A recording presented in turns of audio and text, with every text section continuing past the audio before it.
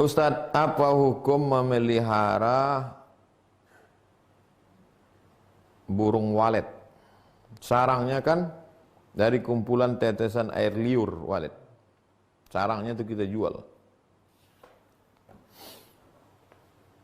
Apakah air liur walet itu halal?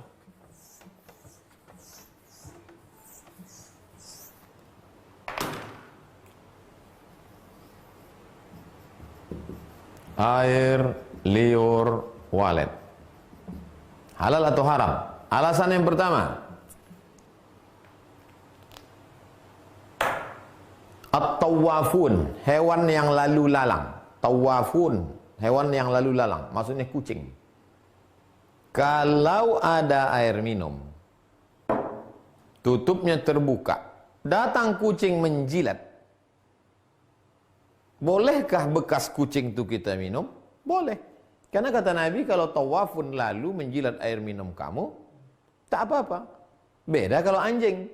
Idza walagal kalbu fi ina'i ahadikum. Kalau ada anjing menjulurkan lidahnya ke dalam tempat air minum kamu, fa ahriquhu, tumpahkan semua bekasnya itu, dibasuh dengan air 7 kali, 1 kali bercampur air tanah. Tapi kalau dijilat kucing, halal air itu diminum. Itulah dalil yang pertama mengatakan air liur walet ini halal. Satu. Dalil yang kedua, waktu Nabi sedang khutbah di Padang Arafah. Waktu Nabi sedang khutbah, datanglah onta menjilat. Onta itu kalau berbuih itu mulut onta itu kiri kan. Jangan kan mulut onta, mulut kita pun berbuih. Waktu Nabi sedang ceramah di Padang Arafah itu, dijilat onta baju jubah Nabi itu. Basah bekas air liurnya. Nabi tidak mengganti bajunya waktu sholat. Kain, tak mengganti kainnya waktu sholat. Itu menunjukkan air liur onta tidak najis, halal. Ini dalil air liur walet itu halal. Dipakai kias. Itulah dalil orang yang menjual air liur walet. Tapi ada ustaz kami mengatakan air liur walet itu haram, Pak Ustaz. Yang mengatakan air liur walet haram itu bukan najis. Ada najis, ada mutanajis. Najis itu asli najis. Najis asli. Air kencing. Asli najis. Ada mutanajis. Mutanajis itu artinya apa? Menjadi najis.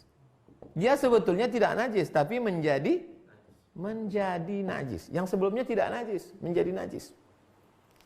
Contohnya, air, bak. Bak itu tak sampai 2 kulah, bak kecil. Jatuh tikus dari atas. Berkelahi tikus, rebutan sembako. Jatuh ke bawah. Jatuh, mati. Air tadi itu bukan najis, karena bukan air kencing, tapi mutanajis, menjadi najis karena jatuhnya tikus. Apakah semua air itu jadi najis? Semua air itu jadi najis. Tapi ada yang mutanajis, tidak semuanya.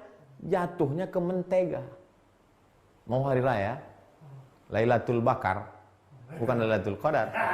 Lailatul Bakar, membakar kue orang kampung, kue bangkit namanya. Mentega dalam ember, jatuh tikus dari atas.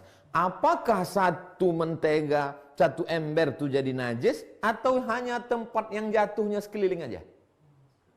Keliling, maka dikeluarkan pakai sendok. Ambil sendok, hanya yang keliling itu aja.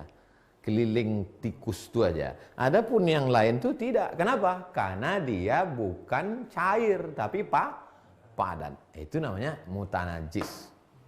Nah, kenapa ada ustadz mengatakan air liur walet ini mutanajis? Karena walet bercampur air liurnya dengan tai. Tai walet itu najis. Bercampur air liurnya, maka berubah yang halal menjadi mutanajis. Yang mengatakan tidak mutanajis, kata dia tak bercampur Pak Ustadz. Saya tengok sendiri, ini sarang walet itu di dinding. Terbang dia, buatnya sarang. Dah. Dia taiknya di sana, bukan bersatu taiknya di situ. Paling bercampur sama bulunya. Nampak saya, taiknya hitam, buktinya sarangnya putih. Situ letak ikhtilaf yang mengatakan sarang walet itu mutanajis dengan sarang walet yang halal. Saya hanya menjelaskan titik perbedaannya. Untuk meyakinkan sarang walet itu apakah menjadi najis atau tidak, pasanglah CCTV. Tengok, betul tak walet itu tak buang air di situ? Dah jelas.